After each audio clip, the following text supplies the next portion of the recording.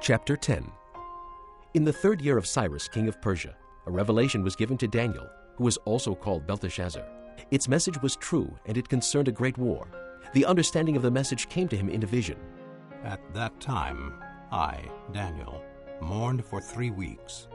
I ate no choice food, no meat or wine touched my lips, and I used no lotions at all until the 3 weeks were over.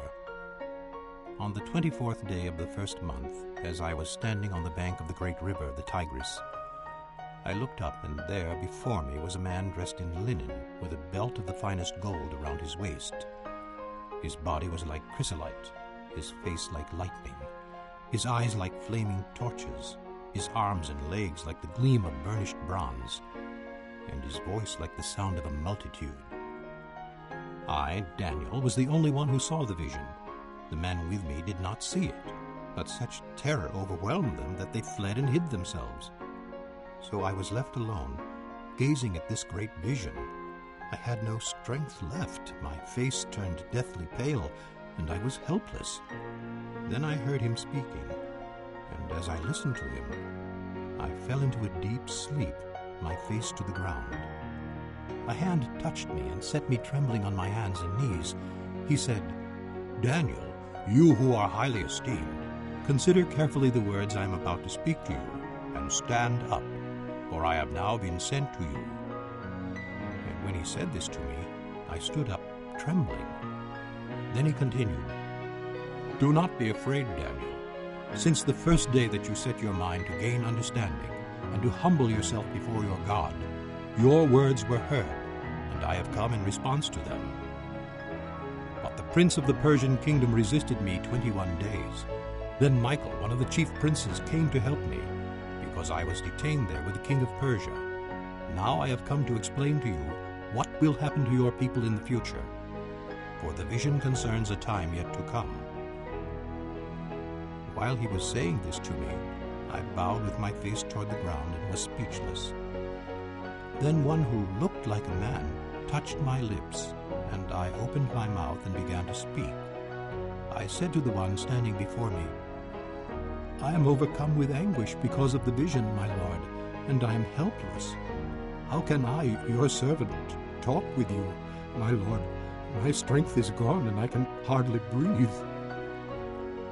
Again the one who looked like a man touched me and gave me strength. "Do not be afraid, O man highly esteemed," he said. "Peace, be strong now, be strong." When he spoke to me, I was strengthened and said, "Speak, my lord, since you have given me strength." So he said, "Do you know why I have come to you? Soon I will return to fight against the prince of Persia, and when I go, the prince of Greece will come. But first I will tell you what is written in the book of truth. No one supports me against them except Michael, your prince." Chapter 11. And in the 1st year of Darius the Mede, I took my stand to support and protect him. Now then, I tell you the truth. 3 more kings will appear in Persia, and then a 4th, who will be far richer than all the others. When he has gained power by his wealth, he will stir up everyone against the kingdom of Greece. Then a mighty king will appear, who will rule with great power and do as he pleases. After he has appeared, his empire will be broken up and parceled out toward the 4 winds of heaven. It will not go to his descendants, nor will it have the power he exercised, because his empire will be uprooted and given to others. The king of the south will become strong, but one of his commanders will become even stronger than he, and will rule his own kingdom with great power. After some years, they will become allies. The daughter of the king of the south will go to the king of the north to make an alliance, but she will not retain her power, and he and his power will not last. In those days she will be handed over, together with her royal escort and her father and the one who supported her. One from her family line will arise to take her place. He will attack the forces of the king of the north and enter his fortress. He will fight against them and be victorious. He will also seize their gods, their metal images, and their valuable articles of silver and gold, and carry them off to Egypt. For some years he will leave the king of the north alone. Then the king of the north will invade the realm of the king of the south, but will retreat to his own country. His sons will prepare for war and assemble a great army, which will sweep on like an irresistible flood and carry the battle as far as his fortress. Then the king of the south will march out in a rage and fight against the king of the north, who will raise a large army, but it will be defeated. When the army is carried off, the king of the south will be filled with pride and will slaughter many thousands, yet he will not remain triumphant. For the king of the north will muster another army, larger than the first, and after several years he will advance with a huge army, fully equipped. In those times many will rise against the king of the south. The violent men among your own people will rebel in fulfillment of the vision, but without success. Then the king of the north will come and build up siege ramps and will capture a fortified city. The forces of the south will be powerless to resist. Even their best troops will not have the strength to stand. The invader will do as he pleases. No one will be able to stand against him. He will establish himself in the beautiful land and will have the power to destroy it. He will determine to come with the might of his entire kingdom and will make an alliance with the king of the south. And he will give him a daughter in marriage in order to overthrow the kingdom. But his plans will not succeed or help him. Then he will turn his attention to the coastlands and will take many of them. But a commander will put an end to his insolence and will turn his insolence back upon him. After this he will turn back toward the fortresses of his own country, but will stumble and fall, to be seen no more. His successor will send out a tax collector to maintain the royal splendor. In a few years, however, he will be destroyed, yet not in anger or in battle. He will be succeeded by a contemptible person who has not been given the honor of royalty. He will invade the kingdom when its people feel secure, and he will seize it through intrigue. Then an overwhelming army will be swept away before him.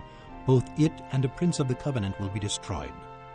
After coming to an agreement with him, he will act deceitfully, and with only a few people, he will rise to power.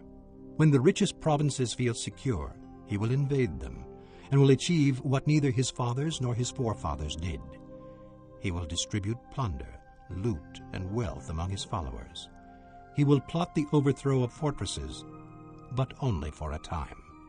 With a large army he will stir up his strength and courage against the king of the south. The king of the south will wage war with a large and very powerful army, but he will not be able to stand because of the plots devised against him. Those who eat from the king's provisions will try to destroy him.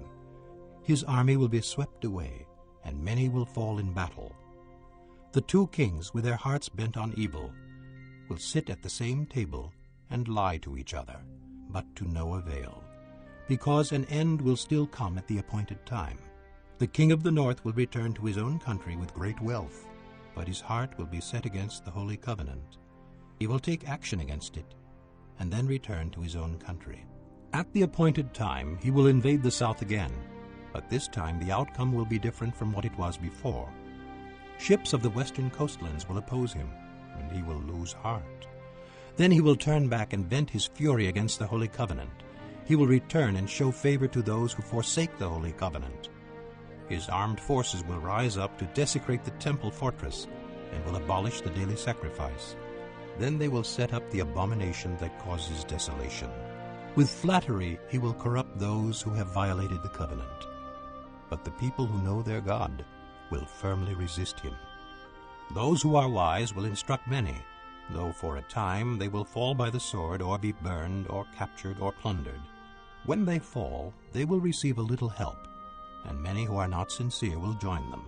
Some of the wise will stumble, so that they may be refined, purified, and made spotless until the time of the end. For it will still come at the appointed time.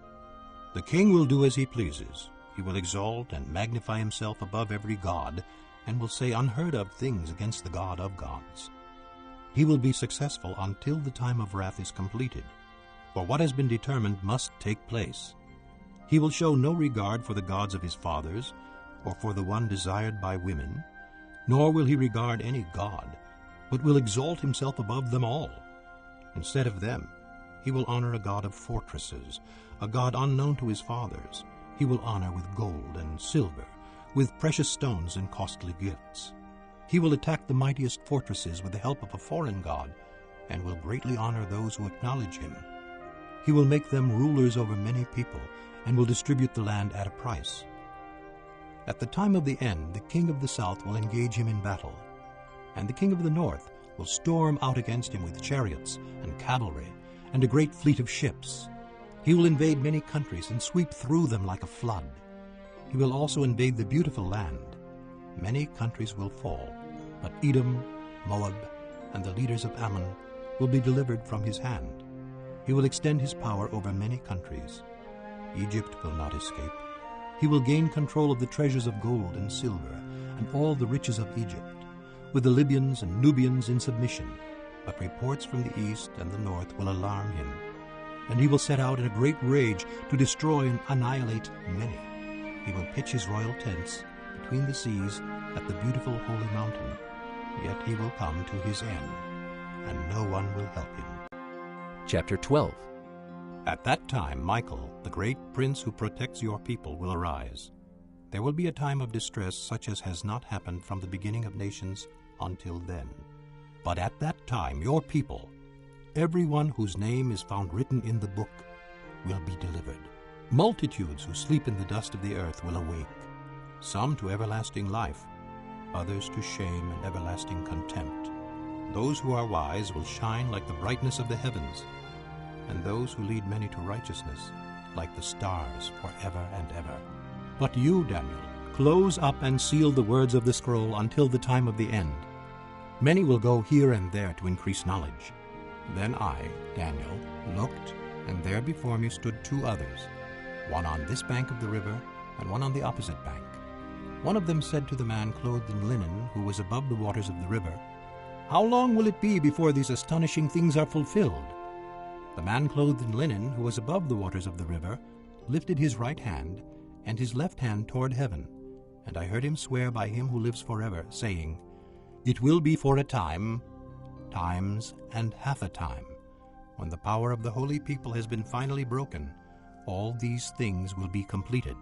I heard, but I did not understand. So I asked, "My Lord, what will the outcome of all this be?" He replied, "Go your way, Daniel, because the words are closed up and sealed until the time of the end. Many will be purified, made spotless and refined, but the wicked will continue to be wicked. None of the wicked will understand, but those who are wise will understand. From the time that the daily sacrifice is abolished and the abomination that causes desolation is set up, there will be 1,290 days. Blessed is the one who waits for and reaches the end of the 1,335 days. As for you, go your way till the end. You will rest, and then at the end of the days you will rise to receive your allotted inheritance."